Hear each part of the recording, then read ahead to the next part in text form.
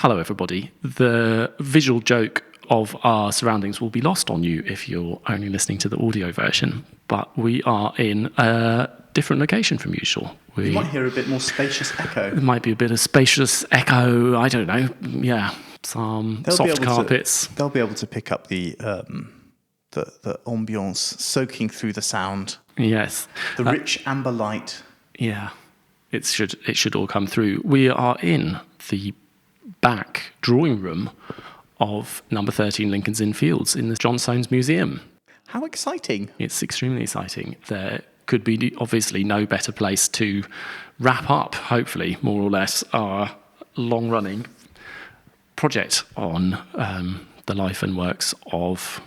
Well, we might do a little bit. We might do a review. We might do a tiny bit more on one of London, Britain, the world's great architects. And we are going to be talking about his houses, principally the one that we're in now, which are, this is his great surviving work and a really amazing place, which we're both quite familiar with, very fond of, and which many of you may also have visited and know, and maybe many others may be completely unfamiliar with it, and if so, it'll be great fun to explore it a little bit and tell you some of the things which are so special about it. But if in general people know anything about Soane, it's probably the museum. This is the first thing. It's the museum. This is a podcast called About Buildings and Cities. I'm Luke Jones. I'm George Ginchel.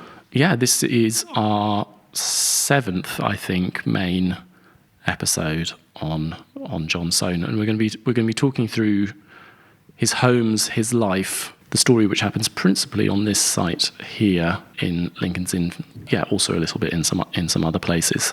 And I think we should just try and get on with it. I think we need to not be too overawed by the mise en scène.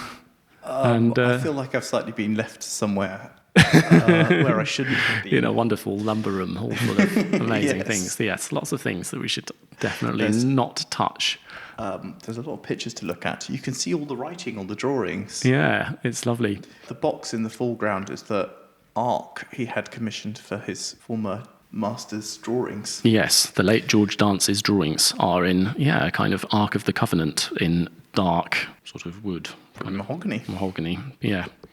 But on the slides, we have an image, one of the most famous Gandhi images. Yeah, so this is, I can't remember what it's called. I think it's called Selected Works from John Soane. There's 3 or more, I guess, of these paintings by Gandhi of collections of Soane projects. The other 2 are of his early ideas, which were not really meant to be built, and his unbuilt mega schemes. And this is what he actually did. So we've got, we're in an interior space looking at a kind of heap of buildings which are kind of scaled a bit like models, but also sort of detailed a little bit like buildings seen from the air or from a distance. Like Doll's House coming to life. Yeah. And the interior space is a bit of a composite of a lot of typical Soanean architecture, including spaces in this house, but not precisely corresponding to any of them. It looks a little bit like the breakfast room.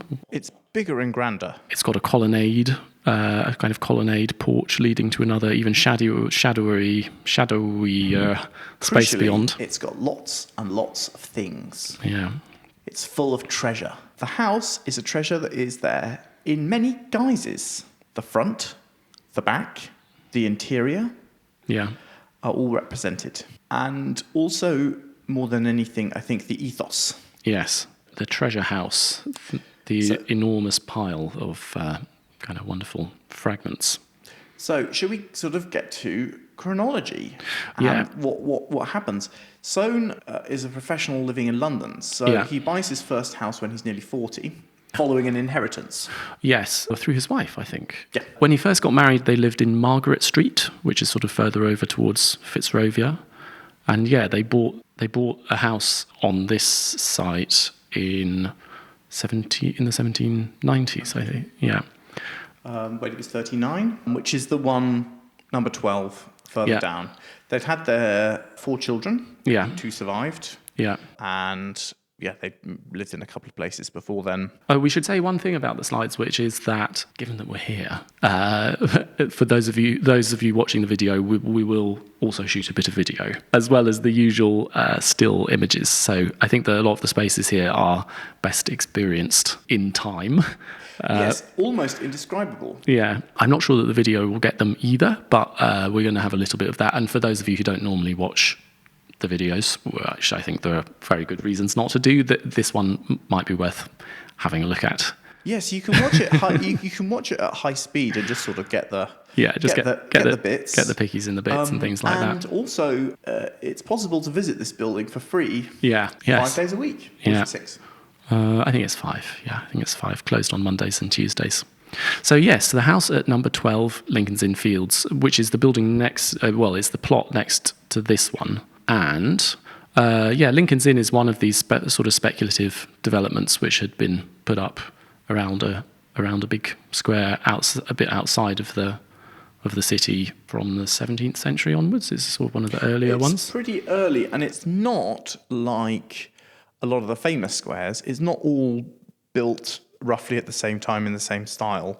But this side is a terrace of houses, a parade of houses, which are roughly the same size. But significantly for here, the land wasn't all owned at once. Yeah. And there's a previous standing property boundary, which isn't perpendicular to the edge of the square. So number 12 is quite a bit smaller and tapered significantly to the back. Yeah, so it's a kind of door wedge shape, whereas number 13 has a very, they have a kind of mews at the back. And yeah, number 13 is almost twice as wide at the back as number 12, although they are of a quite similar width at the front, which is kind of peculiar. But I guess maybe that made it a bit more affordable.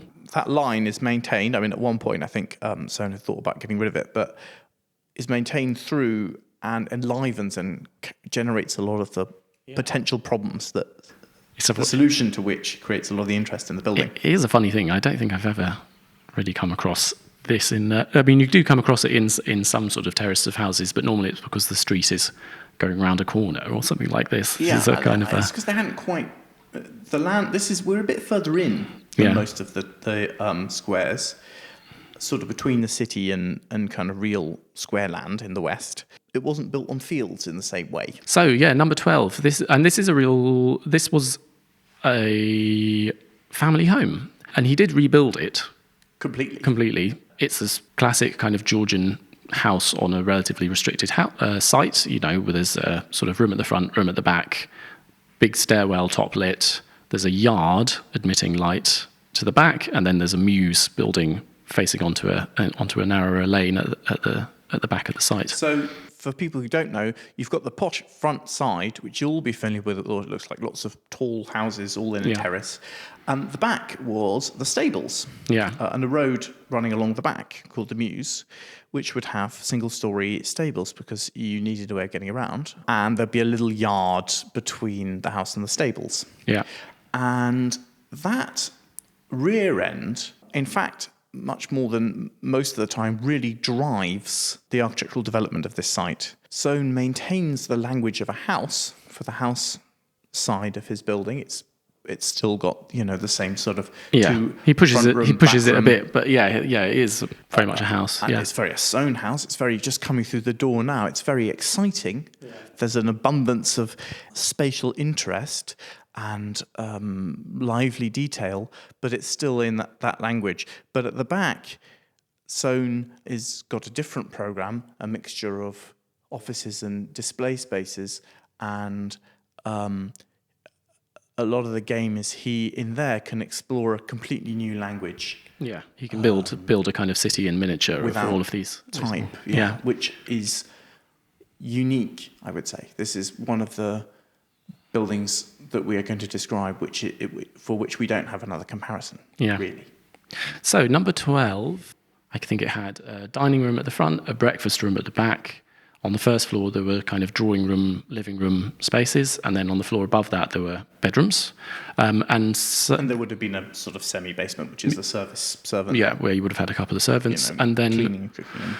And then the Mews building, in fact, uses as an office rather than a stables. And he generally rented. You could also like rent a carriage and keep it in a nearby livery stables, which is what they did as a household. The breakfast room, which is the kind of ground floor room looking back, which is the bit that now inhabits half of the shop. yeah, it's this kind of... We've actually looked at this picture before in the Gandhi episode because it's one of his very celebrated little interior... Which was a bonus. Yeah, interior drawings. And it's this rather lovely, very kind of light, very decorated space. It's got a star dome. What if it's first? I don't know if it is the first. Yeah, which is a bit complicated to describe. It's kind of quite flat, sort of domed ceiling in 4 quarters, and it's got a painting of a trellis with vines growing across it, and the room is very yellow. And when they were first living here, the kind of view out of the back of it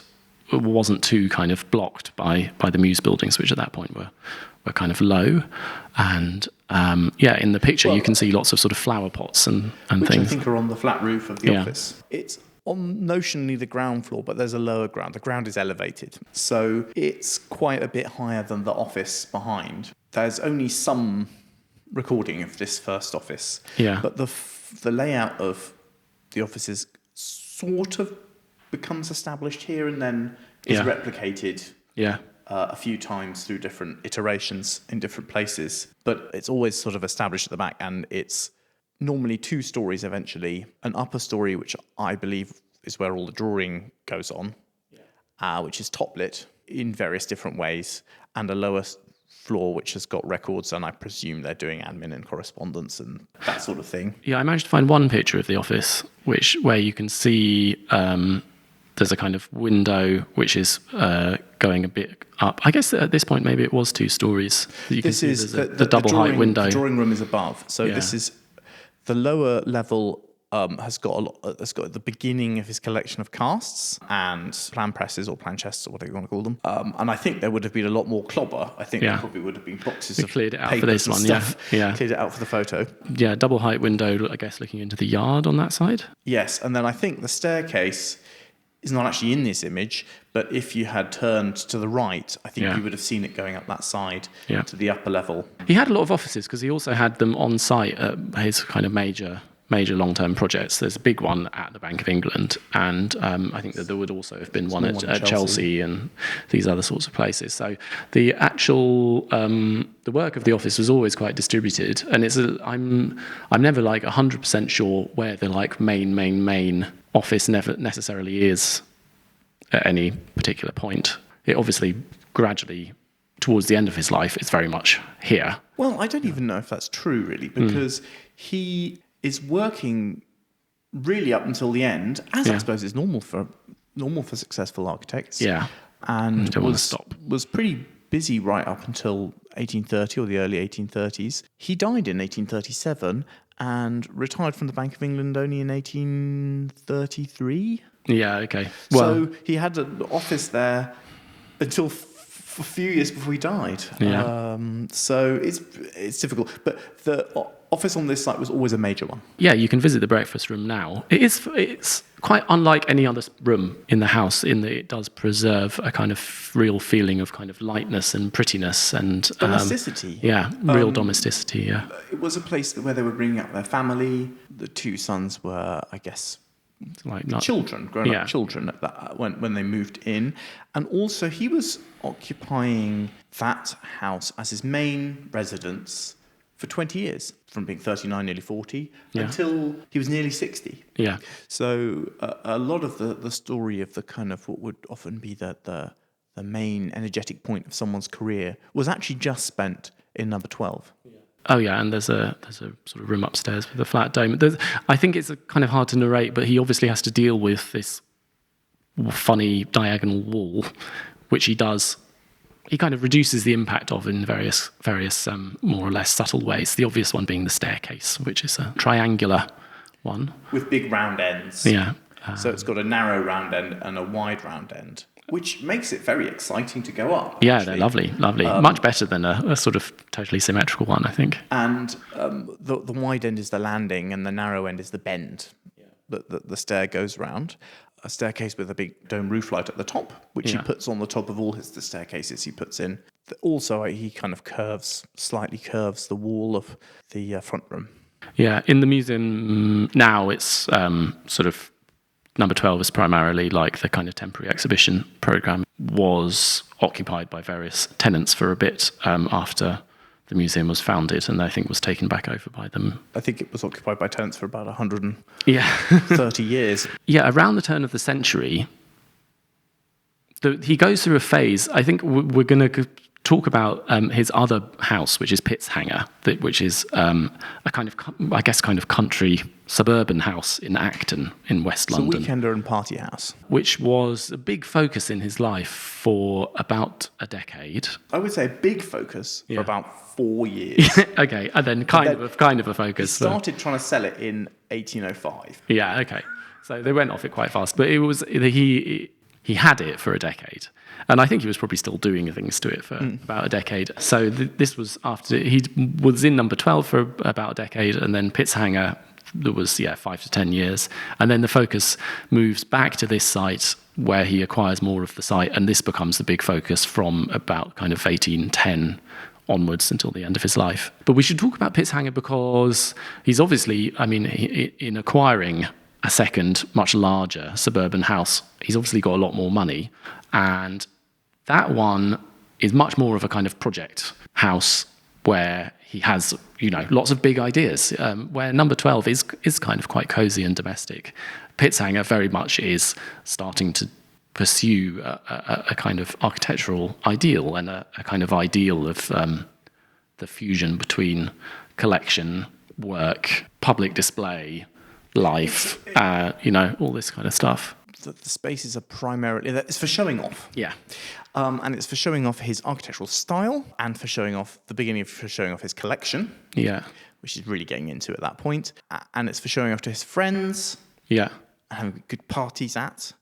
And a bit, I guess, for showing off to potential clients what you could get. So, we should say Acton for non-England, non-London people, now very much sort of on the outer fringes of inner London. It's not like far from the furthest bits of the suburbs, but in those days... Well, it's kind of Ealing, right? Yeah, like just beyond Ealing. Yeah, Ealing, Acton. But it's, in those days, much more of a kind of, that whole sort of fringe is kind of wealthy, very pleasant sort of suburbs. And we've talked in the past about people out in sort of Chiswick and other places, which are a little bit to the south of this. Yeah, there's a much longer story you could tell about this house. He also...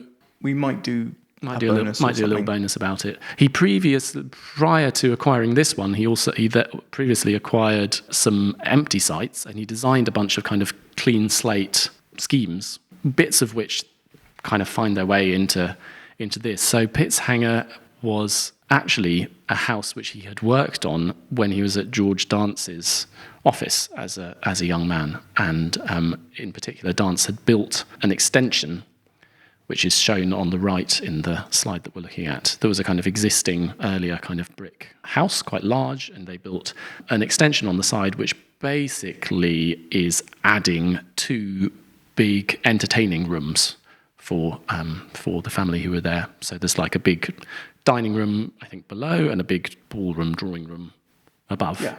Elaborately decorated with fine, sort of slightly Adamesque stucco ceilings and painting. Yeah. And it really is just 2 rectangular rooms with 3 windows on either side. And it's this sort of classic Georgian thing where on the outside it's plain, austere, even slightly severe sort of brickwork, where the only really expressive elements are the kind of flat arches above the windows, which are in a slightly different colour of brick. And then on the inside is extremely pretty. Rococo. They've slightly gone from the really mad kind of orange and lime colour palette, but it's that kind of lovely pastel-y. So Soane demolished the whole of the pre-existing house, but retained the Dance extension and rebuilt his own house, which was largely on the same site as the house. It's strangely almost got the same plan. It's a quite different building, but it's almost got the same plan. He shifts it over a bit so that it's centred on the extension, and the big thing he does is he moves the staircase, and I think he might change the level of the floors a bit. I think, but the staircase now is at a sort of axial point between the extension and the buildings in the main house. So there's sort of L-shaped run of big rooms with a kind of little room and the staircase in one corner. He does some kind of cool stuff spatially with it, and also he develops it in... This is really where he starts to collect on a big scale. I think the kind of dream of Pitzhanger was, he was thinking, yeah, I've got these young sons, and we're going to make an architectural dynasty, and we're going to create a sort of environment kind of like the one that Michelangelo was adopted into or something, surrounded by learning and by kind of fragments of classical antiquity, and it's all going to be wonderful. Well, can I have my go at describing the main block? Oh, yeah, go for it. I mean, it's been the better part of 20 years since I've been there. But from memory, you go in through a portico, the bays are kind of quite extended out, and it's sort of a bit like a cube. Yeah. And you go into a really ritzy, feels quite 80s, lobby, which is sort of double height, arched ceilings. The walls are all painted to look like marble, sort of slightly low black marble at the bottom and brown amber and there's an amber lit dome, and it feels very swanky. It also does something. The lobby, I think, is a really great room, and it does something which he does in the house here also, which is to kind of compress and layer what could be a very straightforward corridor into 3 or 4 distinctly different feeling spaces. So you kind of go in through the portico, then you go up a short stair, so you change your level enough to feel a bit different, and then a double height space opens above you, which is lit mysteriously from somewhere else. And then there's also this kind of double arch that you go through, which again feels like it kind of compresses you down and creates this other sort of layering. And there's also these 3 or 4 doors all kind of going off into different places and all kind of creating this complex sense. And when we're talking about Palladio villas, and this is a villa, more of a villa actually than many Palladian ones, in that it's got a sort of work bit, and it's got the equivalent of a farm. There's a slight barrier zone of this kind of little portico, but then you experience a lot of changes of atmosphere and concentrations of space. So you're going from this bright outside, which is kind of plain and austere, into this very rich interior, which has coloured light and coloured texture. That goes through the room in front of you. It's probably the least interesting of the ground floor rooms. It's just kind of, but it looks out into the gardens, and eventually you put a conservatory on the back of it. But you've got completely different spaces on either side of you. On your right, you've got a view into a very interesting, the kind of first take of the breakfast room. Is that the way around? Second take. Second take. Because we've had the one in number 12 already. Yeah, I mean the first take of this sort of amber dome that we'll get as the number 13 one. On the other side, so there's the stairwell, which is... It's top lit, and it's got a kind of interesting...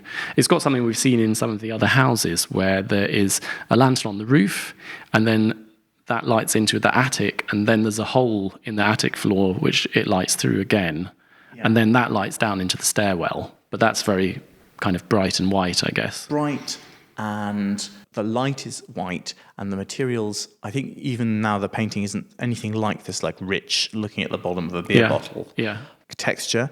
And then the material there's this kind of lovely wrought iron, fine banister. And I think there's a statue of Minerva or something like that at the top. And the other side is like a rich Stonian interior. So standing in the middle, you're in the Dulwich Mausoleum or something. It's red, but much more swanked up. And you've got these very different conditions behind you, in front of you, and to the 2 sides of you. And it's a sort of strike of theatre, isn't it? And there are some great little interiors. I've illustrated most of these with Gandhi watercolours. There's another star dome, which I think this one is the library? And then it looks through to the breakfast room. So this is a different type of breakfast room. This one has a kind of pendentive dome with lots of sort of niches and things. I think it's essentially exactly the dome, except that it has no roof light. It has no roof light, but it's exactly the dome that was originally built down in number 13 here, which is that famous dome. Which we'll talk about, This has been kind of restored a bit now. And it's now very kind of... It looks very different from the painting. Well, I think it may have been repainted in his life. Yeah. Because it's always, in several paintings, it's amber. Yeah. But now it's kind of cream. And black and white. Yeah, now has a bit of it's almost like a kind of Belle Epoque sort of cruise ship vibe or something now, isn't it? Yeah. Kind of Art Deco-y. Yes, interesting. And then, there's a conservatory on the back looking out over the lawn. And I did find there's this, I don't know, there's at one point there's a drawing is produced of a kind of double-story conservatory, which almost looks like a sort of curtain wall or something, very, very minimally expressed, incredibly glassy. I guess this must be a kind of steel glazing, kind of glazing that's imagined there, which all looks rather fine. And then he develops the house in an interesting way. Well, there are sort of two extending. Yeah. So on one side, you've got the dance party rooms. You've got this cuboidal block. There's a connecting section. There's the office museum block, which is much, much lower, slighter. Yeah. Two-story. The office is another double height space with a top light. Yeah. And there's a couple of museum spaces in the lower level and an archive. Yeah. We don't have a lot of evidence about what that was really like. No. So in the existing one, we still have the dance wing and the Soane main house, and we've got a little bit of this kind of colonnaded garden that was next to the house. But the office block has been replaced with a much larger building at some point in the later 19th century, I think. And then, beside the office block, so it's all developed in this funny kind of long line of different things, all strung out like beads. At the far end, there's this thing that he calls the ruins, a sort of outdoor display party zone, kind of big patio with classical... Patio lapidarium. Yeah, with kind of classical ruins. And as with so much in his career, he commissions, actually in the 1830s, a documentation of Pitzhanger. This is 20 years after it had been sold. And it's also very consciously a kind of idealized version of it. So the ruins in particular, I can't really get my head around what was actually there when they were actually living there. Because what he shows in the kind of later canonical record is something which definitely never existed and which looks sort of on the scale of a bit of the Bank of England or something like that. They're these kind of enormous, really massive sort of ruin gardens, things which look like they're on the Capitoline Hill in Rome. And then also a kind of idealized version of what the thing might have looked like before the fake ruins that he is showing were ruined. I think if we talk about this more, we can talk about and go into that, but I think we'll just lose ourselves if we go into this too much. They definitely did have something there. I imagine it probably had quite a lot of stuff which is in the courtyards here now. A lot of the big capitals and bits of masonry. It was a party house. They had lots of parties and they would have sort of perambulating and drinks and things like that. I think within the couple, Mrs. Soane liked to party. And she liked to dance.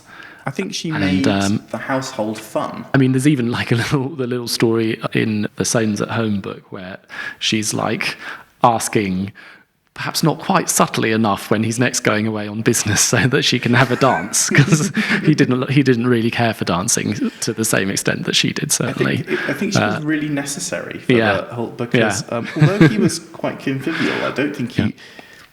I think she made the house lively and fun, and I don't think he was doing that.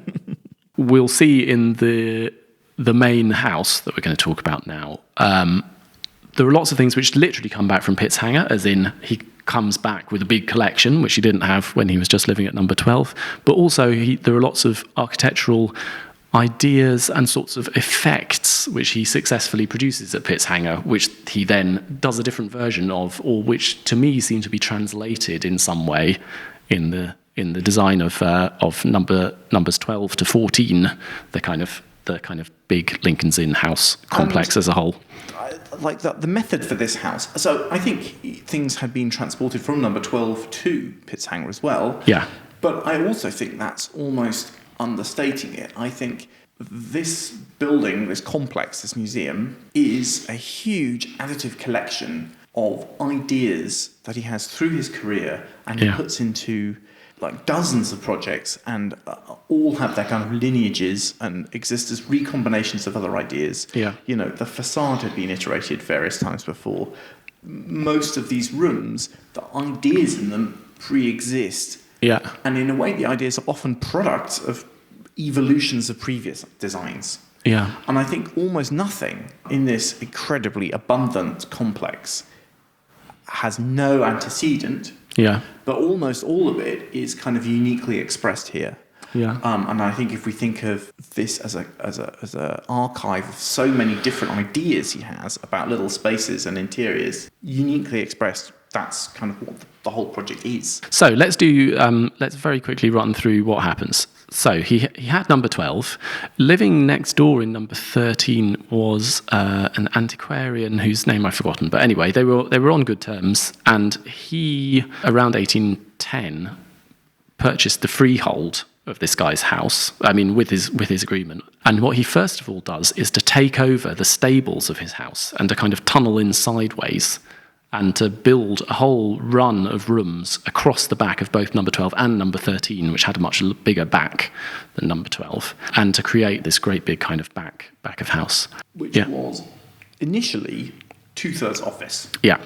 But he does create what is still one of the really iconic spaces of the house, albeit he does like fiddle with it a bit over his life, which is the dome. If you kind of look for a picky of John Soane's museum on the internet, it's very likely that this is the space which you will see. And it's this amazing sort of double, triple height, top lit space rising from the basement all the way up with a big cupola on top and with these sort of arched openings on each side. It's this extraordinary space, which is absolutely full of stuff and is a place for displaying the collection. So it goes through various iterations, but the core of it is the same, and in a sense, it is the core of the museum. It's got this thing which we've seen lots of times before, where there are different roof lights, and the whole thing is kind of layered, sort of feels like a structure inside a structure. It has this kind of square on arches lifting up to the dome, but then there are other roof lights around the outside of that, and then another encircling wall around it, so that you have kind of light both coming down into the middle and also coming down around the sides. In the current configuration, those lights are actually different colours. The light in the middle is a kind of pure white light, and the lights around the sides are a kind of yellowish light, giving it these two different feelings. When you're there initially, it's got such a superabundance of stuff. Yeah. Every wall is encrusted. It's a bit like someone had put a classical decoration in a particle accelerator and it just exploded in myriad fractions everywhere, all of which appear as kind of cracked bits of relief. And the space that is kind of encrusted like that is so complicated, and the lighting is so complicated, it seems almost at first without hierarchy or meaning. But there actually is an awful lot of hierarchy. Yeah. There is a vertical axis of light, which goes from a white tall glass dome, which changes a few times, through, there's around a light well, there's a kind of gallery, which has got spaces on either side of it. Yeah. And then there's a lower level beneath that, which has got what is very crypt-like, kind of similar gallery and axes. Yeah. And which now literally has this Egyptian sarcophagus at the bottom, which is... But also, a lot of the stuff around the walls this is a man with urn hunger.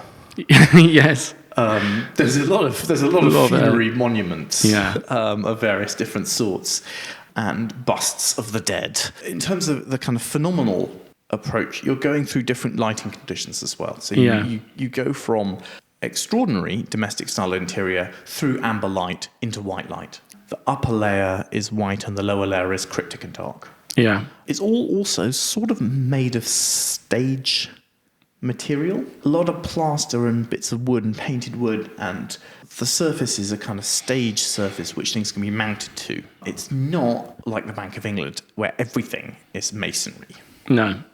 There's you could kind of get this layering of different colours of light. The amber and yellow light in this building we'll show you something of it, but it creates this very particular atmosphere in that it feels kind of golden, feels like dusk light, and it also feels like kind of dusky sunlight. It feels like the light of a warmer, more Mediterranean climate. At various times, I think that this dome had a lot more going on. I think in its first incarnation, it had lots of different coloured glass, and I think he was sort of testing out lots of different stuff. I'm also not sure the walls were always... are they white or light grey?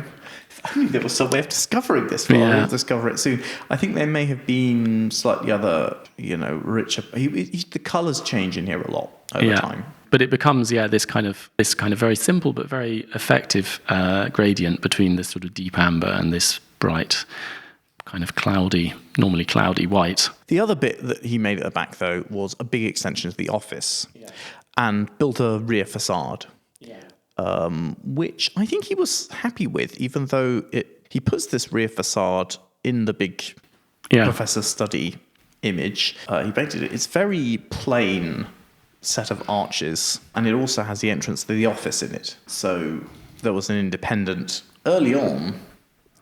When he was at number 12 and his first office, the pupils sort of like lived in the house, and there were a couple, and they had dinner together. Yeah. And at this point, no, they got their own little entrance around they the got back. their own entrance. They're not fraternising with getting into the house and mixing into that. The images that we've got up here is this amazing scene of some of the roof lights of the museum.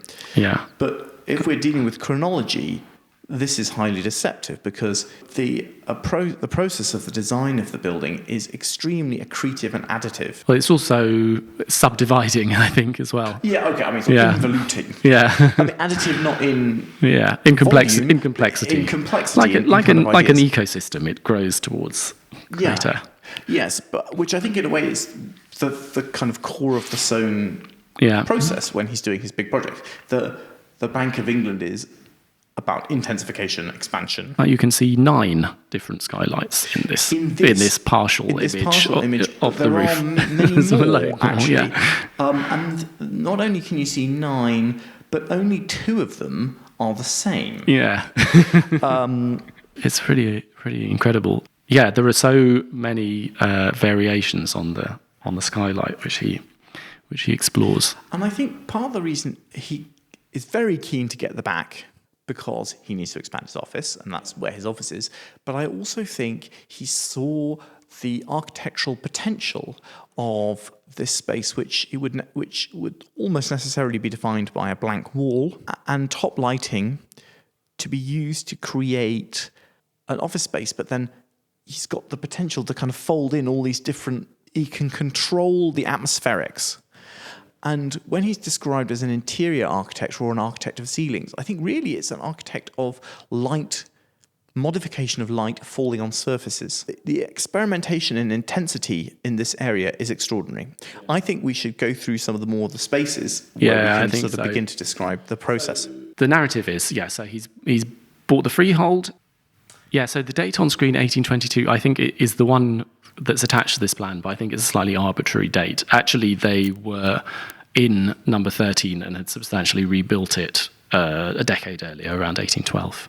And I think they moved in 18... So I think he bought the freehold in 1808. Yeah. Did the rear extension. Yeah. He'd already decided to sell Pitzhanger some while before and was kind of getting ready to move all the stuff down. Yeah. They begin construction in 1812. I think all of this may be wrong, and move in 1813. Yeah. Which makes sense so that the private apartments, all the rooms that we're in now, the kind of really famous spaces, with a couple of exceptions, are all built in that campaign, although evolved a lot subsequently. And the apartments upstairs, and then his wife dies about a year later. Yeah, she dies around 1815, I think. Or something around then, a bit after. They lived together here for a while, but not that long. Yeah. And then there's another 20-some years of him living here alone in terms of his family, although he had a friend moved in as the housekeeper, and he obviously has his office, so there's a lot of people here, but the atmosphere is rather different.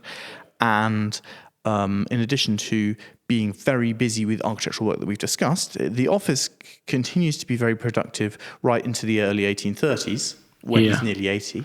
Yeah, although he's kind of conscious that he's not getting any more major public commissions after the end of when he prepares that book of London designs, that's kind of in recognition of the fact that he's not going to get any more projects on that scale.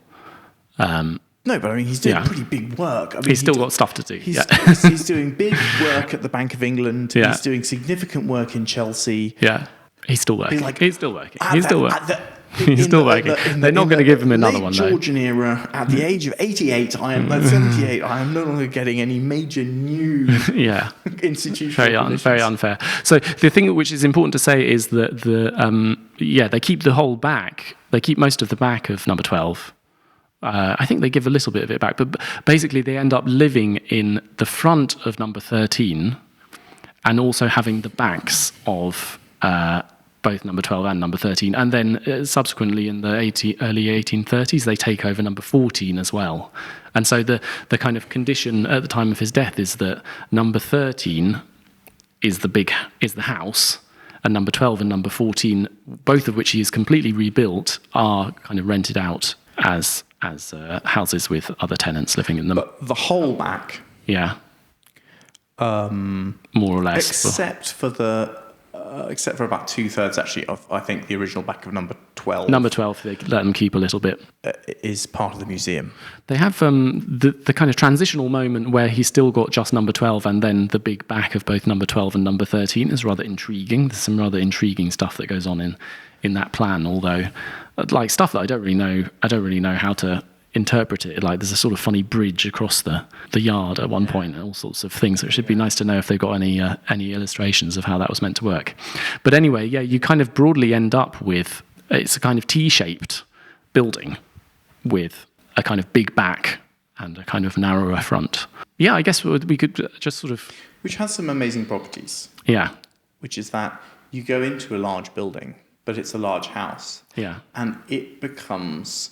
And it's so complicated, it becomes vast and warrenous. Yeah. And it's so full of stuff because it's just constantly expanding. It tapers out. Yeah. But that taper is kind of hidden in various ways. It goes from this, you enter as a river and go out and it becomes a delta.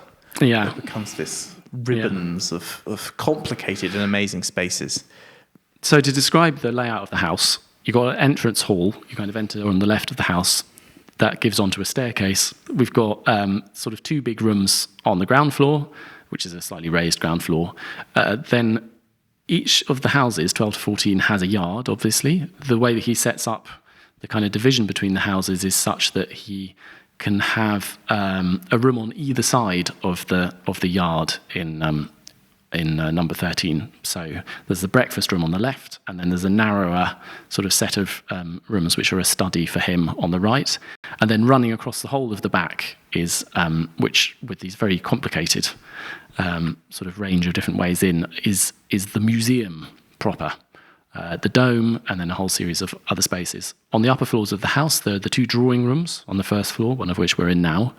And then on the floor above, there's the chambers, the private apartment, the bedrooms, and the kind of actual living accommodation. And then on the floor above that, not actually at this point, but kind of I think around, I think once he bought number 14, so I guess in the late 1820s, early 1830s or something, they built another story on top, and the servants, I think, moved from where they would have been, I suppose, in a bit of the basement into the attic. So the lower ground of the main body of the house is the service area, but the lower ground of the back is all part of the museum and is the crypt layer. Yeah. I think we should take these places in turn. Each of them is the back facade and the entrance to the office, which is interesting. It's a bit like Dulwich in a way. It's a bit like a tomb or a blank wall. It's a bit like a mini-me of the Bank of England as well. This kind of blank wall with little domes poking over the top. You can sort of just see something incredible. Now there's a huge building on the other side of the road. Yeah. But which really affects the light and things. If you're into real deep cuts, before you go into the museum, go around the back. Have a little look, sort of soak up this interest. This was important to him. Yes, and it is enigmatic and interesting. He's an intentful. Yes, imagine you're a surveyor or a contractor turning up for a meeting. The way I've laid this out is basically all of the main spaces starting at the front and going through to the back. We could say something about, at the time of the kind of works to number 13, he built this thing that they call the loggia, which is which you see on the front of the building now, which now is glazed. It was glazed in the 1830s, but when it originally built was a kind of inhabitable outdoor balcony sort of strange structure with like cast iron inside it. And there's a little watercolor picture we've got showing sort of what it was like with busts and things hiding in the rafters among the pigeons. So what it is, in a way, is how it presents is most of the front, the whole facade of number 13 is covered in a projection, which is about half or perhaps less than half of the width of the kind of... There's a sort of trench in front of Georgian blocks, which kind of lets light into the lower ground and separates it from the street. About half that width is taken up with this, and it is Portland stone, unlike the brick of everything else. It has very stripped back classical decoration, which has become just kind of linear, and it has bits of spolia stuck on it. And each of it's a 3-bay house. Each of the bays has got a arch-topped opening, which is rather larger, so as not to obstruct the light too much. And the whole first and ground floor are covered, and then there's a little sort of temple-y thing on the second story, which you can see out the apartments. And they got into a big argument with the surveyor about this. Yeah. So you could talk about the hall and the stair? Yeah. I mean, the first thing to say about these is that they don't have any parallel walls. Yeah. And the corners are also kind of wrapping in. Yeah, everything's kind of radiused in a way where you're never totally sure exactly where you are. You don't have a sort of strong sense of the party wall necessarily. And the walls are not simply painted, they're painted and textured. It's very materially rich and quite full of stuff. So this is a thing which I think you also have in Pitzhanger, this double sort of arch kind of porch going through into the stair, creating this sort of funny little miniature room moment as you in the transition. A lot of this stuff to me feels like he's taken stuff that was very old hat in a way. Yeah. And instead of going towards what would be the future, he's gone in a different direction, because this zone feels like something from a country house. It feels like that. You have these very thick walls, and they have kind of double doors on either side of them. Yes, and there's a sort of service space in between, which also is about creating a kind of extra interstitial change of light and atmosphere. And Soane just loves, and we'll see it again and again, pulling apart a wall and putting a room in the wall, or putting a display inside the wall, and then maybe he'll pull apart those walls as well, and you end up with all these very small interstitial moments, but it almost becomes like that process of fractally pulling everything apart becomes the whole thing the more we go back. So on the ground floor, the front of the house, it's a sort of dining room and library space. In a way, this is one of the less formally interesting spaces, in that it's got this kind of interesting sort of semi-division between the two. It's got lots of built-in bookcases. It's got very cool light, because it's got the light from the front and then also from the courtyard. Quite a lot of mirrors actually used to expand the space. The top layers of the bookshelf, so there's almost a band of mirrors going round, which you don't really perceive, but they do, I think, expand the space and change the light. Yeah. And there's also mirrors at low levels, sort of reflecting, but they're not obtrusive or showy. And this room feels inhabitable, very complex, a bit big, but inhabitable. I think this is sort of the main reception sort of room. Like if you had kind of well-to-do people, the kind of people who would come to the front door rather than the back, he quite carefully positioned his little study and dressing room leading onto this room, so that he could, from it, very easily kind of pop either into the office or into the front room. The back wall has got two doors, one on either side, and in the middle of that is the courtyard. So you can see, which has got things in it. But the courtyard is quite screened. Yeah. There's a window at the lower level of the window. There's quite a lot of stained glass. It's quite the kind of madness of what's back. This fever is held back. In that room, there's a lot of display, but it feels a bit more like the display of a country house. The things are in the niches. There's some very interesting niches. The wall, the sort of semi-partition, that's like the black line on the drawing, it exists, but the poche is display. So it's kind of like two lamina things within this kind of division. And the ceilings are kind of Adamesque, and I don't think you'd scare the horses too much. No. For the rich clients, they would be like, this guy can do normal. This guy could. You could just, but if they kind of interrogated the back, it would all start to get very exciting. Yeah, so if you kind of pick the left door, this will choose your own adventure, you get into the breakfast room. It's a pretty extraordinary and incredibly complicated bit of light and sort of spatial design. So it's got the kind of flat hanging pendentive dome that we had in Pitzhanger, but now it's got a little lantern in the middle, because we're actually out the back of the house now.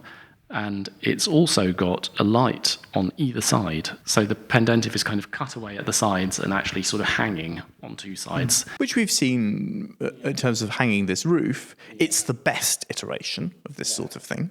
They are, the two lanterns are very high. They go up much higher than the level of the kind of the main ceiling in the room, coloured, and with lots of stuff hanging in them. You kind of go in to the sort of aisle, as it were, and look up, and there's all kinds of stuff up there. Quite a lot of illustrations of rooms that sort of, which are Roman wall paintings, frescoes, which are sort of like shadows of the room itself. Yeah, kind of extending the space again. And so much stuff. There's an interesting, in its current incarnation, in the corners, they've got these sort of Van Eyck concave mirrors. But at some point, actually, it had holes in the corners. A feature that you do see in some of his lantern designs in the courts. It just creates an even more peculiar and complex. And it makes this dome feel even more like a kind of sheet of paper. Yeah, you can see why the kind of connection between the one in the Bibliothèque Nationale in Paris, the old one, where it's these kind of domes, which are quite like this, but like quite deliberately papery. But I think that the process of this illustrates something of how it is possible for someone to design something like the back, which is unique and extraordinary and unbelievable. And it's a process which is intensification. The dome initially, I think, looked just like the one in Pitzhanger. It had nothing in the corners. Well, it had sort of winged. That appears to be true even up to 1820. So he's pretty late on. And then he tries this iteration where he cuts out the kind of lath bit and then cuts out on the side as well, so that there's a sort of empty box with two holes in it into the light well to create a different light. And I would imagine they would have been dark and not kind of worked to satisfaction. And then at some point later on, but all this is happening quite late, he puts the convex mirrors and also a kind of beading of convex mirrors around the reveal of the arches, which is a kind of famous bit, but it is a product of iteration. And although that we can have the sense that like the bones of the back in the museum exist from 1813, they only come into their current condition right before he dies. And there's a real intensity of working on this right up until then.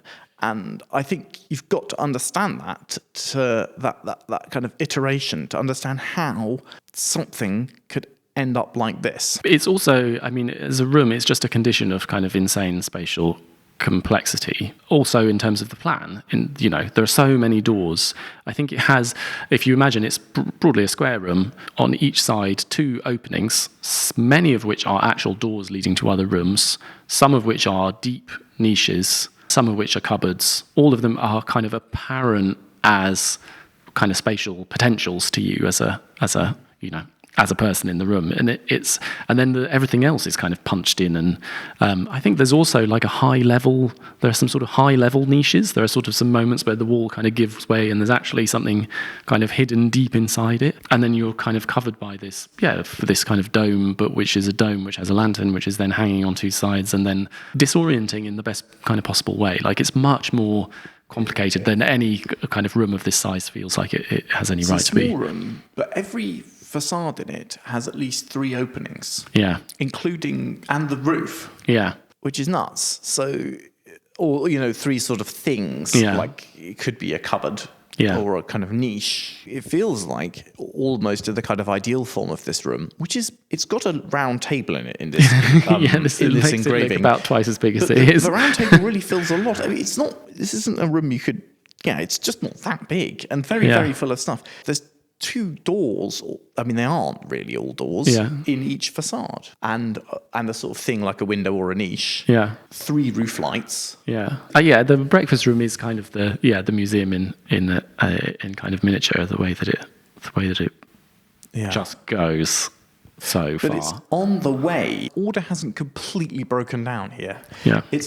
transition between the Don't Scare the Horses front room with its taste and kind of order, although here it's beginning to all explode, but it's still just holding its original sort of ghost of this dome room. There are elements in it which have the scale almost more of a model than of an actual building. You know, the lantern is there are even ones which are even smaller, but it's very tiny and it's very precious, and it has these little tiny stained glass things in it, and also these little brackets which look as if they've got sort of tiny sculptures in. You have the feeling almost that you've somehow ended up inside a kind of architectural model or something like that. And the material is beginning to change. Now it is making clear that it's all stage stuff.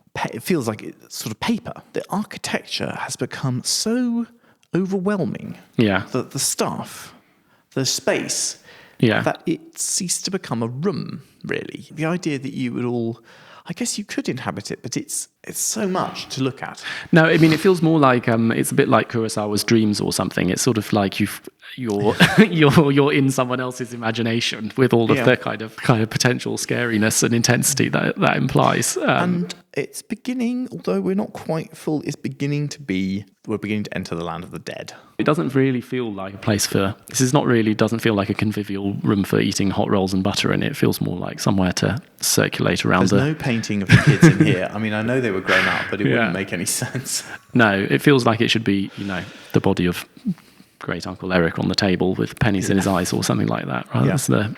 On the other side of the courtyard, there's this other run of rooms kind of running parallel to the breakfast room through to the back, which are his study and his dressing room, which are really tiny rooms. They're so tiny rooms and compressed. You could say, this room is the size of a wardrobe. Yeah. Except it's not. It's smaller than a wardrobe. The main one is the size of a large wardrobe. Yeah. And the two on either side and the size of the thickness of a wall. The doors between them are so narrow. Yeah. I remember we came to visit when we both had our babies on the front. Strapped to us. And there was a lot of like turning and pivoting and trying to work out where in which orientation it was possible to pass between the spaces. There is no space where you could prevent a toddler from grabbing things. In these spaces, there literally is a roof light, which actually is a model. Like one of the roof lights actually is the model that they made for the roof of the Freemasons building. And he's just popped it in as like a little but that also roof tells light. You that it's a really late edition, because the Freemasons project is like the late 1820s to 18 built in the early 1830s. Now this bit is actually his office. These incredibly small suite of rooms. Yeah. And one of them is a changing room. Yeah. And one of them is a sort of cupboardy vestibule. So in a way, I think you go through 4 doors. So there's 4 membranes that allow him to be very close to the office, very close to the reception room, store clothes, so he can change his clothes in this incredibly tight space if he's suddenly got to look smart, and allows him a commanding presence in the middle of the house, but also with great light on 2 sides. Yeah, it's another one of these kind of walls with a pocket in it. But it's got a little roof light inside the pocket in the wall, and you kind of have. I mean, I've taken a photo where you have this sense of what is really an incomprehensible set of light and reflections and layering and things coming from different places. It's quite extraordinary, but what's going on? I mean, there should be a thing there, is the answer, which is that objects matter. We have a real intense interest in architecture. There's good art in this museum, by the way, that like it actually has a collection. It has got important paintings. Not that many. I mean, all the important paintings in this room, I would say, are the architecture ones. And, it's got lots of interesting period details, but I really get interested in the architecture because that's what I'm I'm interested in art, but that's my main focus. But I think for him, the story of the objects and the interconnection of the objects is really important. And the fact that space makes no sense is that there was a place where there was the possibility of putting a thing and then creating a light for that thing. I think no void that could accommodate something, no place where you could put a place to put a thing was left by the time he'd been stewing in this place for 25 years. The place has become so small that the room is the size of a cupboard. And then there's the thickness of the wall connecting the room, which is kind of a doorway, which has got a roof light, which is extremely small. And then off that, there's a cupboard within the cupboard, which has a roof light within the roof light. Obviously, that space is too small to be a space. I think we could just talk about, so upstairs we've got the drawing rooms, one of which we're in now, which are, these are also like much more normal kind of rooms. They're yellow. Yeah, I think that they must have been quite jolly. But they've very much sort of filled up with the collection. These are obviously the entertaining spaces, and they're the kind of happy spaces of the house, but they don't really have that feeling. They've got a bit of kind of Mrs. Havisham about them, don't they? They're kind of shut up and full of stuff. They've now got this great yellow on the wall, this kind of turny yellow, which I think is some horrible mixture of toxic lead pigments. I don't know if they use the same pigment, but the style feels like a really shrunk down stateroom, which are not the rooms that people live in, like they're the display rooms of a country house, which has then been turned into a museum. Some of that will be, at the end of his life, he was preparing to turn this into a museum. The domestic zone has shrunk over time, and what we're left with at the time of his death is an appendix. The domestic life has just shrunk and shrunk and shrunk and shrunk and shrunk. And the building has got bigger and bigger and bigger and bigger. Yeah. So that what we had at number 12, which is like a domestic house with an office at the back and some small display space, has over time mutated into an appendix of domesticity. Yeah, with an enormous museum around. Enormous museum. Yeah. And there's a front room, and there's the enclosed loggia that we talked about, and there are lots of interesting things here. If we described everything in this building, every ingenuity, we wouldn't finish. No, a few funny little things to talk about. On the stairs, he's got these things called recesses, which are little rooms on the half landing. Externally, they're very odd because there is a projecting extension. The height of the building, 1.5 meters wide and rather deeper, and it takes up some of this taper in the site. There was a period when some slightly unsympathetic changes were made to the museum, and they used these spaces for a time as a lavatory. And you can sort of see why, because it's that shape. Yeah. It's very small, the smallest room. But they are properly intended to be shrines. There's a Tivoli recess and a Shakespeare recess, and they're these kind of little kind of chapel, they're sort of little sort of secular chapel spaces with a display of, in one case, a lot of contemporary sculpture, and in the other case, Shakespeare and like some stained glass and various other things. I mean, the upper one is kind of rather fascinating because it's got a very complicated, very small roof with another one of these kind of hanging pendentives, in this case very long and rectangular, with a kind of then hidden light at the back, but also punched through with some lights. These spaces are remarkable. This top one, if I describe it quickly, has got a very, very tall arched opening, which is asymmetrical in a number of ways, and we'll have to show you in video. The space is very deep for its width. 2 lights at the back, one of which washes the back wall, one of which is a sort of sun in a starburst ceiling. The space is a false perspective. It's also lit from a window on the side. It feels like it's something which is like part of an altar. It feels like early Baroque, but it's got really extreme distortions of the form, the way in. Like, these are just intensifications of space. There's nothing else. Yeah, typologically, they're most like maybe those sort of tiny little chapels you see sometimes on a sort of Stations of the Cross type itinerary or something like that. It's got that property of false perspective, compressed, but it's very distorted version of one of those. So we were just looking at a plan of the upper story, the actual living space, which sadly Mrs. Soane didn't get to enjoy for very long, but she did have a kind of purpose-built little room for her. They had separate bedrooms. Hers was quite large on the front, and his was sort of rather smaller on the back. His room has this sort of funny set again of very tight little spaces, which in this case look onto the stair, so that he's almost like an animal in the zoo or something. And the stair is public. Yeah. There's a metal gate on the private apartments, but they are part of the public circulation. When it was public, and in fact for a long time early on in the museum's history, it was public like a Jane Austen country house. You know, you sort of write to them and it's available. You can come round on every second Tuesday, and if you're the right sort of person, you can go around the whole thing. Almost, and I think this was probably in an 18th century country house? Would this be that strange that there's a very small bedroom for the Duke and it's semi-public? Yeah. But it feels very strange now. They had mod cons. He loves mod cons. Yeah. So one little sort of interesting fact is that there were 2 plumbed-in baths in the whole of London. John Soane had one, and the Duke of Wellington had the other one. So he had kind of the potential for hot and cold running water. They also had... So the way the hot running water was achieved was you asked the maid to make a fire. Go upstairs and make a fire. They had she had a kind of copper vessel on the level above. All of which is sort of hidden, but then produces the effect of 2 taps. Yeah, it's a bit of sort of mechanical Turk, isn't it? This whole kind of this whole thing, and the heating also. They had a kind of a big boiler, and they had hot water sort of circulating for heat as well. There's a flushing toilet. Yeah. So the solution for the flushing toilet was she didn't like the idea of a flushing toilet, it being unsanitary. And oddly, the flushing toilet is the thing that immediately confronts you when you go through the door, or at least where it was.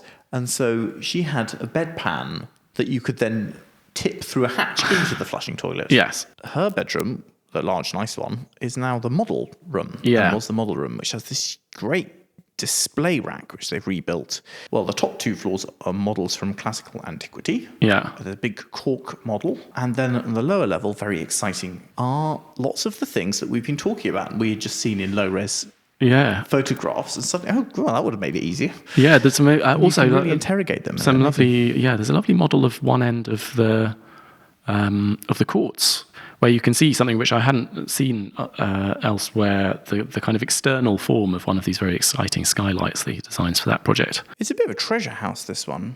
Yeah, because you can actually go. So you can go round. Anyone can go round the private apartments, but you have to do it on a tour, which they do a couple of a week, I think. There's tons of fascinating models elsewhere in the building, but they're often very inaccessible. You can't kind of get up and interrogate them because they're... Can't stand on a chair. They're 4.5 meters up and at 1 to 100. Whereas here you can get right down on the floor and really look at these models and interrogate them, and it's just... I found it very hard to drag myself away. Considerable effort has been put into restoring these. Yes. And restoring isn't really not the right word. Recreating these rooms.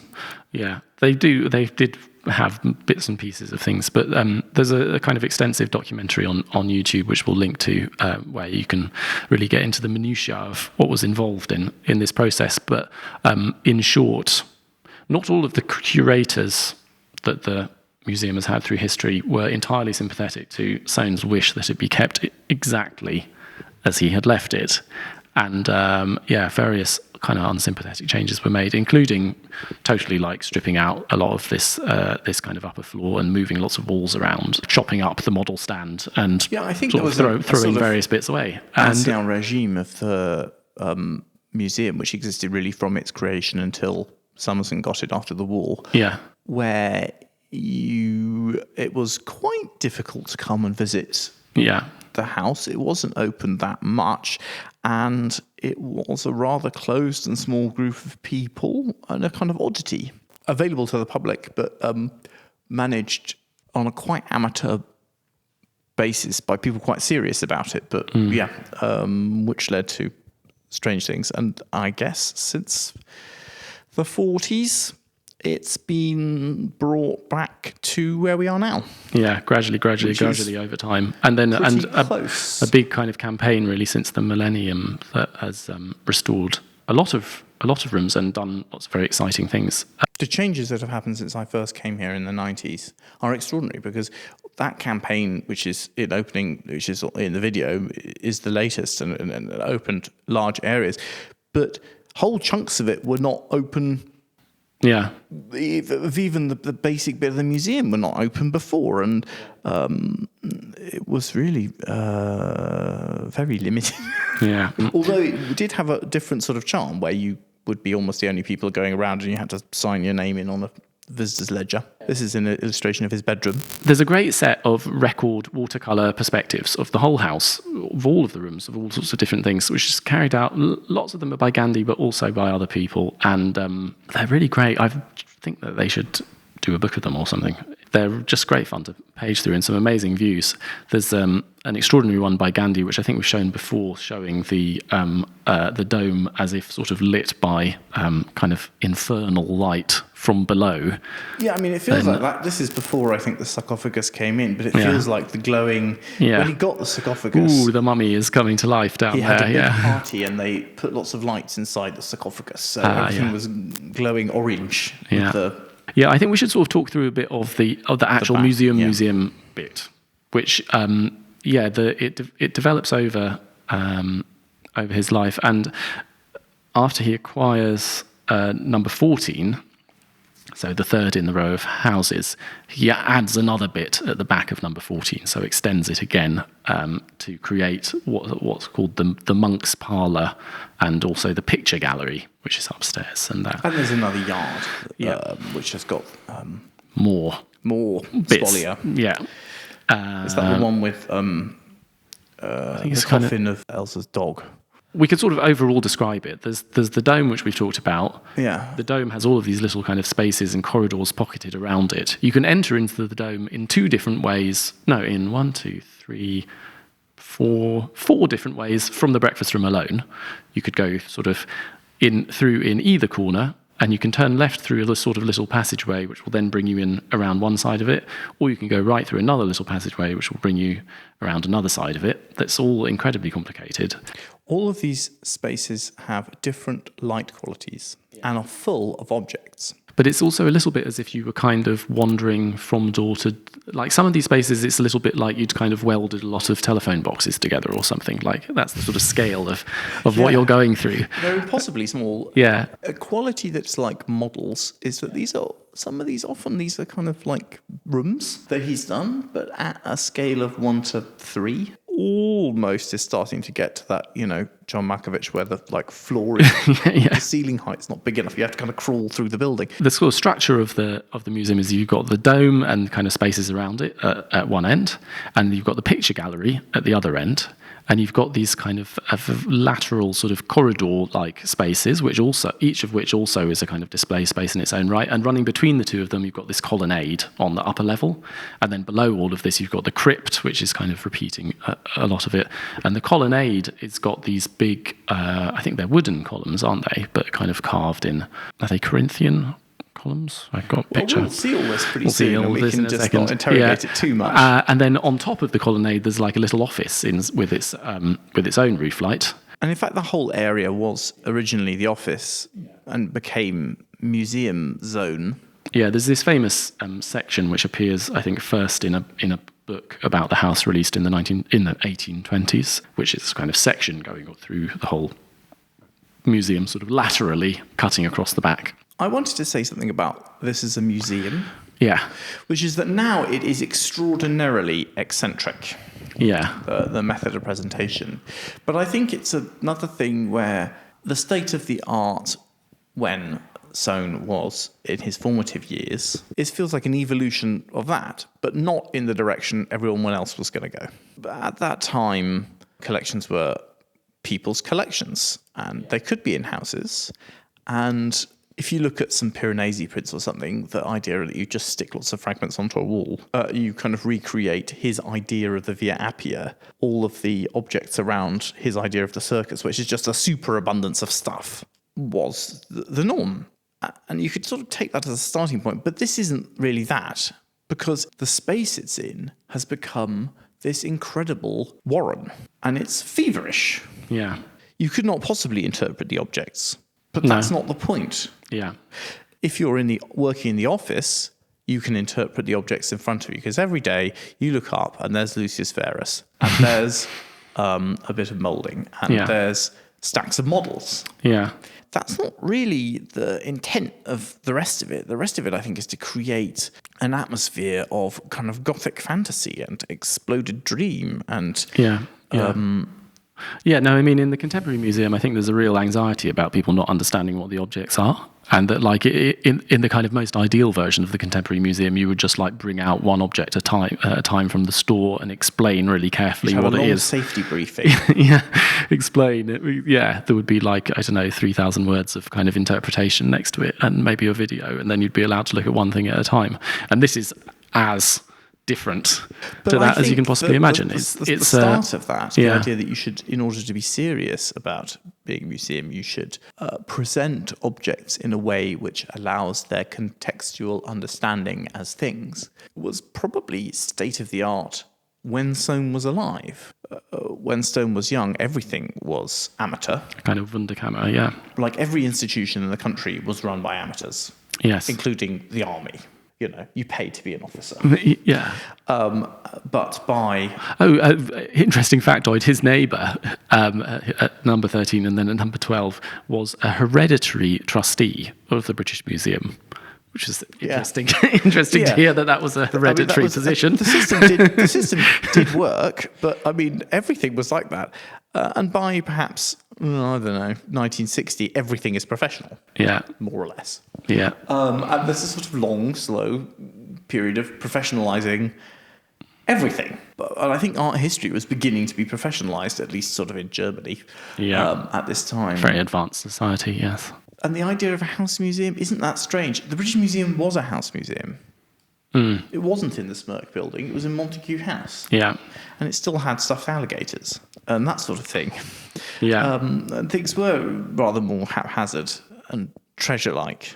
There's just so much stuff. The nature of the presentation is that things are not really... There is some hierarchy. There's a room, there's the paintings room, which is a purpose-built gallery, which has 4 layers, or is it 3 layers of paintings on the walls? Oh, yeah. The walls fold, Yeah. and then they fold back again, meaning it's... I don't know if people remember those kind of old railway timetables where you're in a train station and you just have all of these pages and pages of...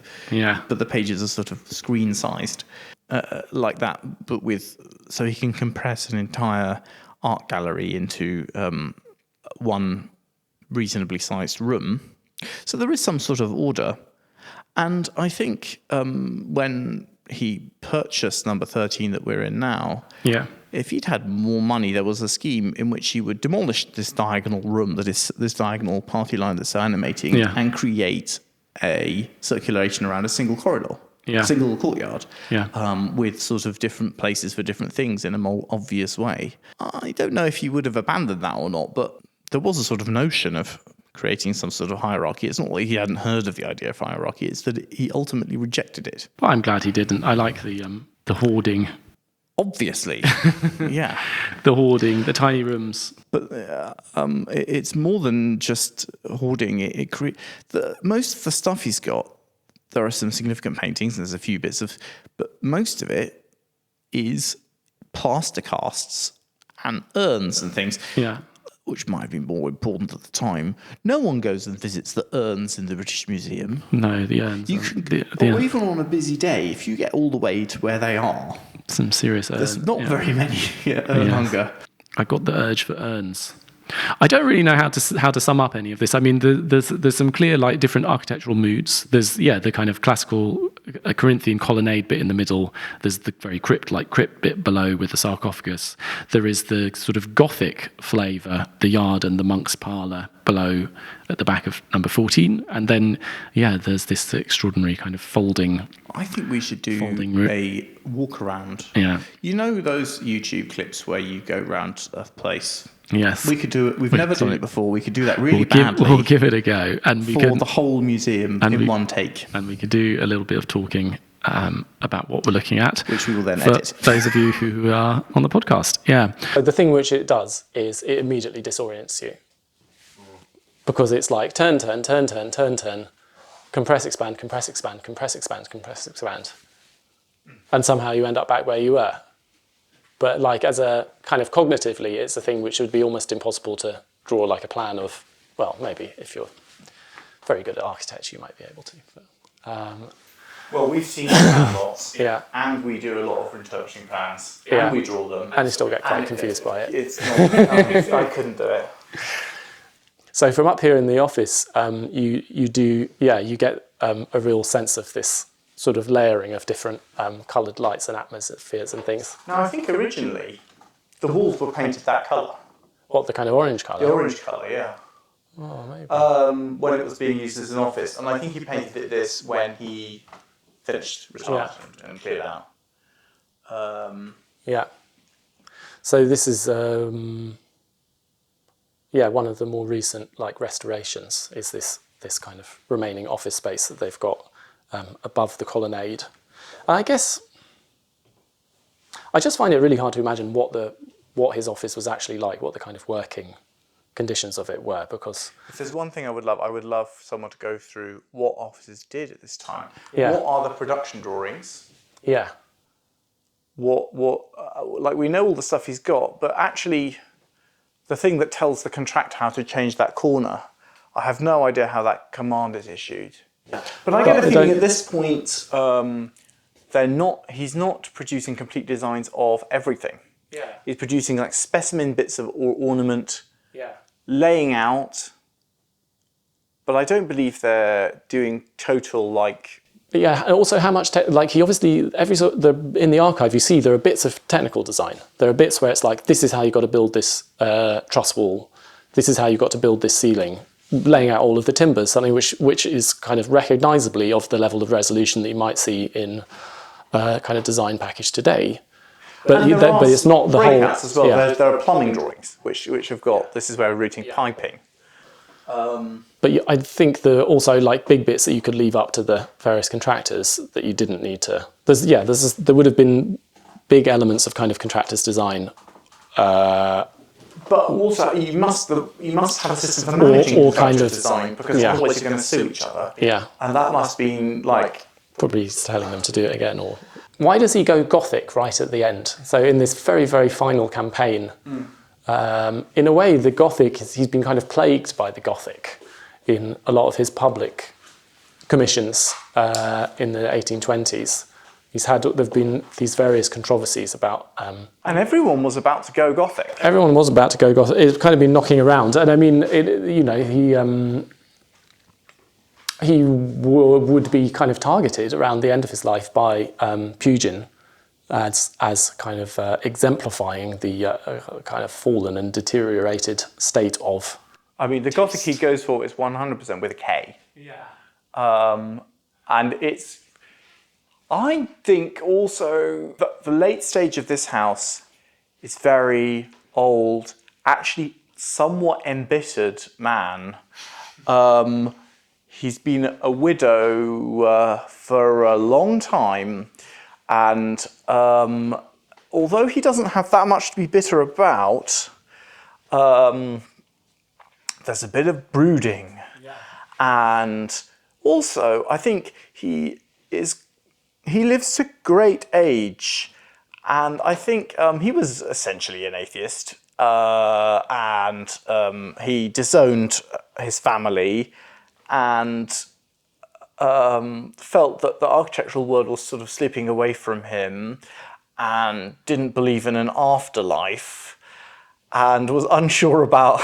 So what, he kind of felt a bit creepy, and he wanted to do it for that reason. I could see how that would like draw you to blasted Moors, mad I think monks. the thing is that he's sort of been interested in it all along. Like there are some of his kind of funny novelties, even though it's in kind of classical language. Like bits of the courts look like a sort of classical version of, like a kind of classical translation of Gothic. This kind of funny kind of brackety superfluity and I mean that ceiling in the picture room actually it's got a bit of the sort of Tudor about it, which wasn't going to come into fashion for a long time. But and interestingly, he wrote this kind of romantic fantasy text about the house called "Crude Hints Towards the History of My House," which is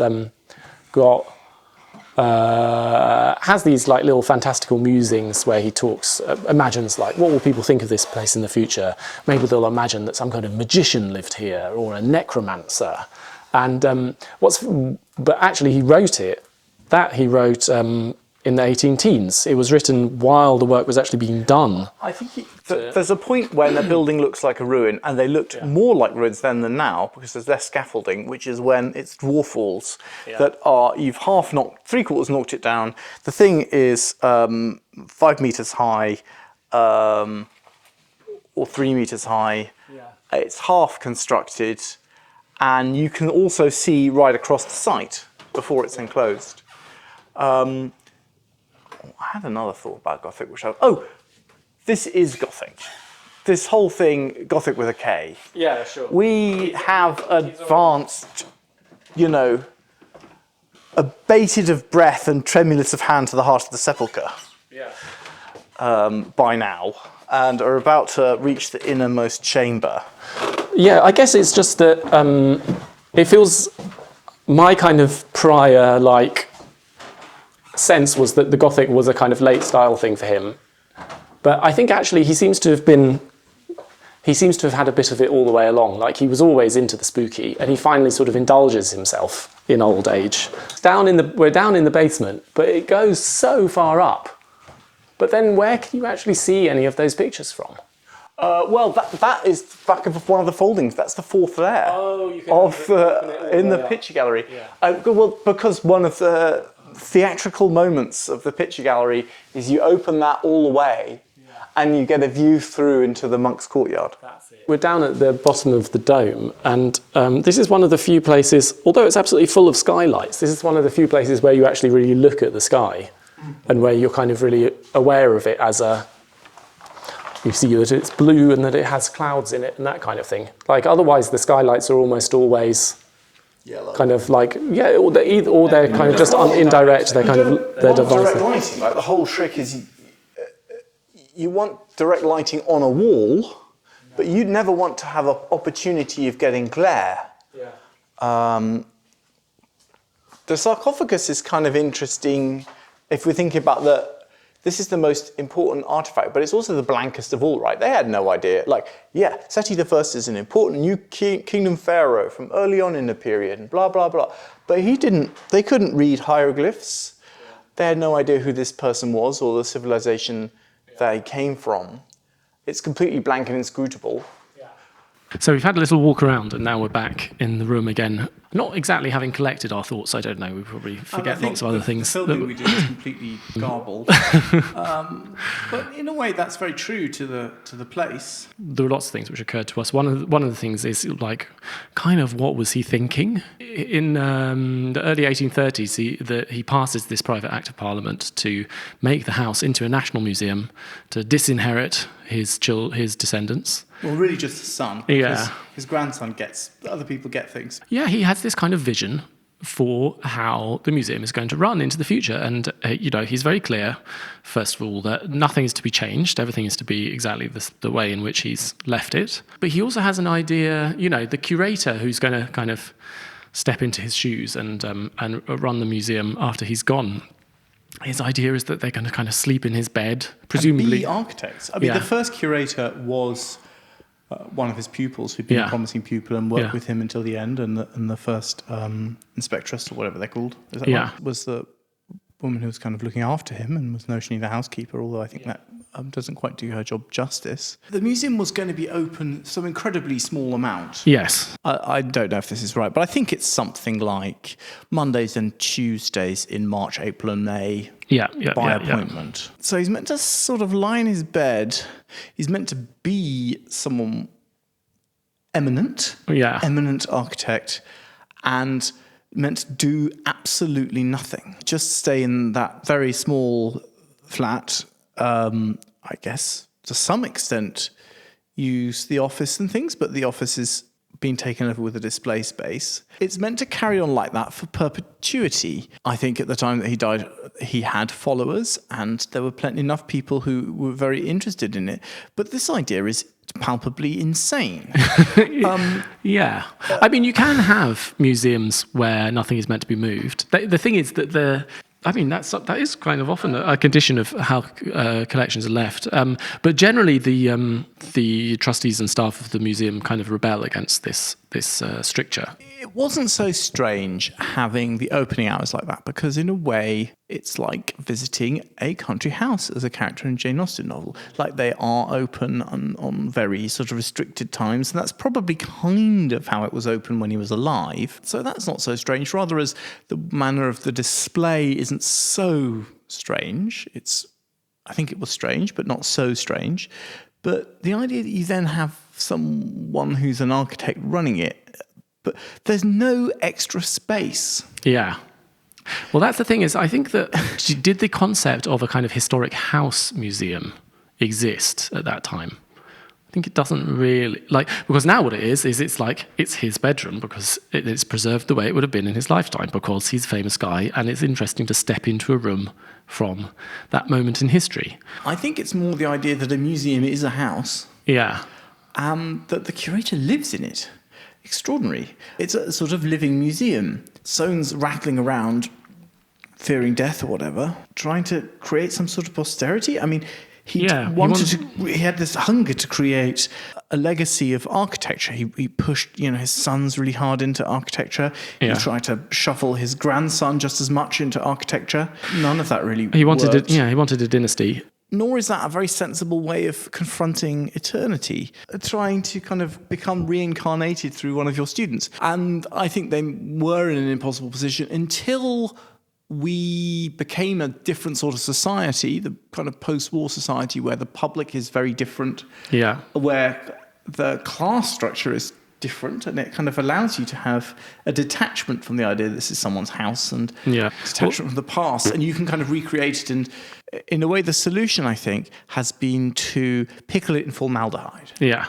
You can remove all the living elements. Yeah. So the living element never worked. It's not really being removed, but the idea that someone will live here and be an architect and inhabit this as a continuation of Soane. Yeah. Is palpably absurd. And so it can be just discarded now, and you can have all of the living functions taken outside. Yeah, into the adjacent houses, in fact. You have a study centre and you have a kind of sort of temporary exhibition programme, and you have, all of that. And all that kind of stuff can exist when you in the little museum of restoration, which is work of 60 or so years, can continue, and kind of the institution can have meaning. And it's gone from being a really strange and wonderful thing to which was a kind of strange child of interest of Soane in his posterity to what we now think of as a museum, which isn't something which kind of existed in that way at the time. Yeah. And that's been a successful resolution, I think. Yeah. It makes sense in our epoch, and I think it prepares the institution to go forward into the future, I can see. This is a museum which has got, I think, almost anyone can access the research resources. There's a great collection of drawings and things. And it's actually free to visit. It's free to visit. and they've been very nice to us. They've been extremely nice to us. This is rather banal, but it's kind of a marvel. It's an architectural marvel, and the fact that it survives at all is a wonderful thing. Various bits of it were blown up in the war, not very severely, but if you think about the state of the survival of so much other Georgian architecture, particularly the fruitier, more interesting bits, like the fact that at least something on this scale, with all of these amazing, strange and devilishly sort of complex spaces, does survive and is visitable, is a thing to be very pleased about. It's a unique cultural artefact in the world. If you're a fan of architecture and you happen to be in London, it's really the one essential thing to see, I would say. Yeah, I think that's right. It's the best building to see in London. Yeah. And I don't know, it's so hard to... it's so hard. I feel kind of daunted and discouraged every time I think about what level of job I've done of trying to talk about it. But the building is the sum of thousands of intricate additional ideas of Soane. And it exists. There's a way in which it deals with things which are universal to architecture. He's definitely of a period which is a pre-modern period, really. But the tricks he does are all timeless. Like kind of the Romans could have done them all. But it's also extremely of its time in a number of ways. Yeah, I guess particularly the sky. Like, I don't know how to read the skylights. I read the skylights as being quite a high-tech thing in some ways. They are. Yeah, the sort of light effects are definitely things which you would find recurring all the way back through many different forms of architecture, back to, I don't know, sort of alabaster windows, and like nobody does a more complicated version of it. I don't know what it is about the Georgian sort of skylight, the Georgian kind of lantern roof light. It is a thing that existed before, rather like amber glass and round top windows. Yeah. But what you're dealing with Soane, and most particularly here, is such It may be, but it belongs to the same sort of genetic lineage, but it's a completely different thing, I think. Yeah, well, there is an existing thing that lots of people are doing, these kind of lanterns, but he takes it multiple steps into his own universe to a point where it is really a kind of an island, an isolate. Yeah, I mean, a lot of those roof lights are like a bell jar. Yeah. Over a hole in the roof. I mean, the section of the breakfast room, for example, the relationship between the dome and these kind of side aisles with these enormously high roof lights. You've got to have a lot of self-confidence to do a section that looks as strange as that, I think. Also, the served space in that room is 0. It's all to create an effect. And then the volume that the effect exists in is sort of half the volume of the place. He's devoted so much to create these lighting effects. So at one level, it's like an architectural playground, like Brion Tomb or something. Just a caprice of sculptural things. Yeah. But it is actually a building as well. And even that isn't exactly a tight business. No, it was inhabitable. At some point, and was an office with quite a few people working here. Yeah. I mean, his vision is that this sort of spirit should continue, but that's completely impossible because it's sui generis. It's dependent on him. How can you go, the contents of my imagination should continue forever? It's also, I find that I can't really get my head into the way in which he's viewed by the generation which immediately follows. Like he appears in Pugin's Contrasts, the contrast between the professor's house, which shows the loggia and front elevation of Lincoln's Inn Fields, and then some medieval house front from Rouen, and they're both actually very nice. As often is the case in... I mean, he slightly has a thing for comparing a prison to a cathedral, but... Yeah, because we see Soane as being... It's very hard to see him as kind of exemplifying anything. Like, I think for someone like Pugin, Soane seems to kind of exemplify this, rotten... deteriorated, fusty, institutional, kind of also all the kind of decadence of kind of classicist, Protestant, paganist, whatever he thought this kind of spirit defiling the spirit of the nation was, cold, unspiritual. But it's kind of it's hard to see. I think for both of us, it's hard to see him exemplifying anything because he's so much his own thing, and he's so kind of creative, and his vision is so... Isn't it really utterly extraordinary that an architect like this could take off in England? Well, what, like lightning from a clear blue sky? Yeah. It's not that there aren't any interesting English architects. There are, but they don't tend to be eccentric geniuses. They don't tend to be on the outer reach of, we get Lutyens, they get Plechnik, Yeah. They're both very good, but one of them is on the outer fringe of what seems to be... And the other one isn't. Possible. The other is wonderful, still wonderful, but... Well, I mean, actually, of the two, I would say Lutyens is a better architect. Yeah, probably, but they're both fascinating and interesting, but very conservative. Yeah. Place, often. I guess there is something... And it's so strange that he is a figure who's completely institutional. Yeah, immovable, at the heart of everything. Yeah.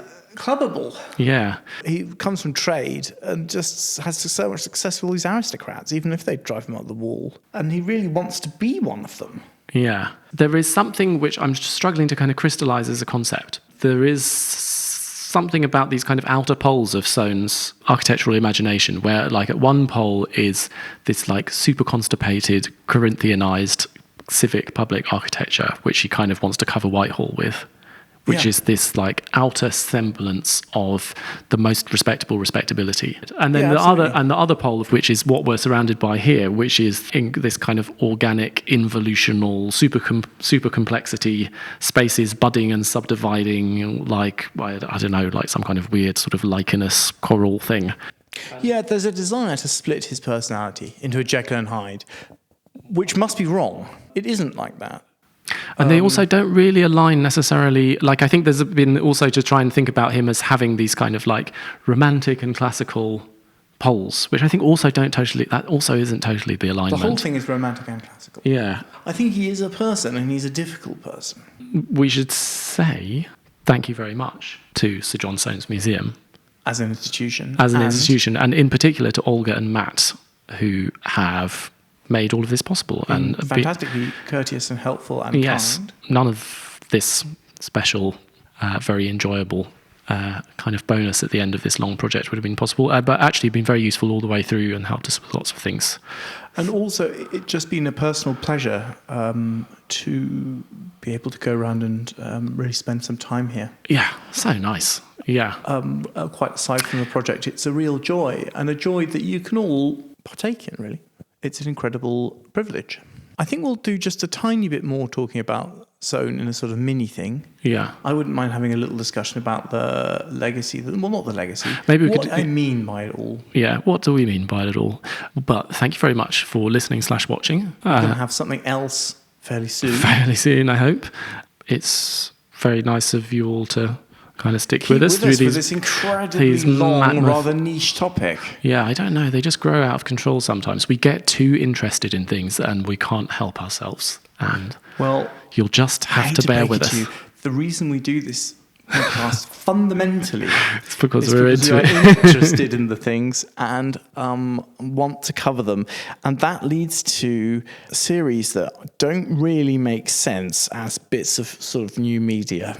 Yeah. Thanks also to Armat for the enormous job of work that he's presumably doing on the editing of this episode. Very complicated and annoying. Thank you very much. Remember that if you want to contact us about anything or follow our socials, everything is on our website at aboutbuildingsandcities.org, where you'll also find links to subscribe to our Patreon if you want access to our increasingly large archive of additional bonus deep cut material. Yes, who on earth could have listened to all our episodes and not want more? Well, I feel if you've made it that far. Well, on that note, thank you all. Thank you very much for your extraordinary patience. Yes. Bye bye.